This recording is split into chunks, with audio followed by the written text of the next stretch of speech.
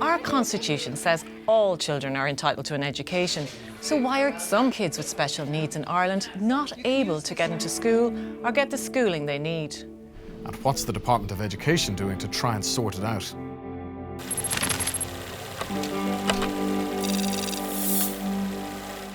There's a problem at the core of this story, and it's that we don't know how many children are affected. That's because there's a lack of official statistics kept on the number of children with special educational needs around Ireland. In a way, the lack of statistics is a bit of a story in itself. Due to the lack of information, we don't know where places are needed, in which schools, whether teachers are being trained in the right locations, or how long special needs kids are spending in schools every day. You're sticking in your head?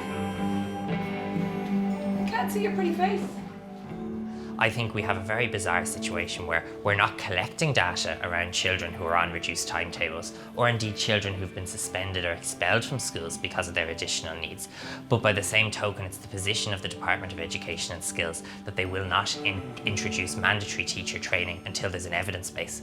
There's a lot we don't know about the numbers, but we do know there are hundreds of families with concerns or complaints, and it's a growing issue for many schools. What happens is some mainstream schools assign a number of places to children who need extra support. Once those places fill up, there's a waiting list. If your kid doesn't get a place, they can be waiting, well, years before starting primary or secondary school. Similarly, special schools have a limited number of places, and they fill up too. The impact on families can be horrendous.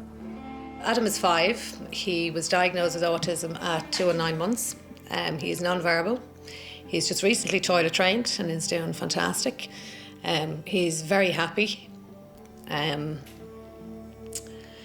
He just needs to be in an appropriate school.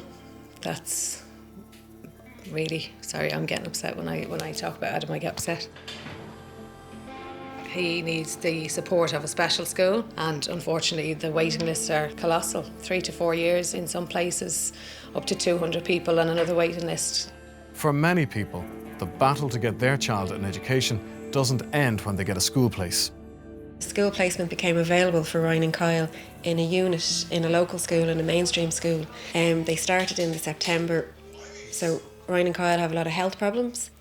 The boys completely regressed on us. We took the boys out. So, with the fact that we were over a year or so without any support and no school placement, no home tuition, we had to just be here. I had to be here as much as I possibly could, and which basically meant I was missing a lot of what I was lucky to make it in, like I said, 2 days a week, if I was making 2 days a week, which means I was getting paid for 2 days a week. Get the milk from on, Ryan. Get the milk. Stop. Oh, a kid, so you get your own way. Which means there was virtually little or no money coming in, which results you're falling behind your mortgage, you're falling behind other bills, and now it's gotten to the stage where the house is being repossessed. Support groups say often children are being taught by teachers who've been given no extra training for what is a very specialist role. They say this often results in children not doing full days or just 1 or 2 hours of learning a day, which is detrimental to their long-term development. It's more like a containment unit than his educational needs are not being met. I mean, not even close. Even his health needs aren't being met. Like, it's a massive failure. For their part, the department and the National Council for Special Education says they have been piling resources into the area. They point to a tripling of the number of special classes since 2011 and a 42% increase in the number of special needs assistants, and say more and more teachers are being trained in special education.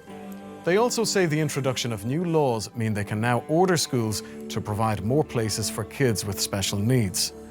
That sounds like a big step, but that in itself is controversial, with some principals saying those orders aren't being backed up with resources.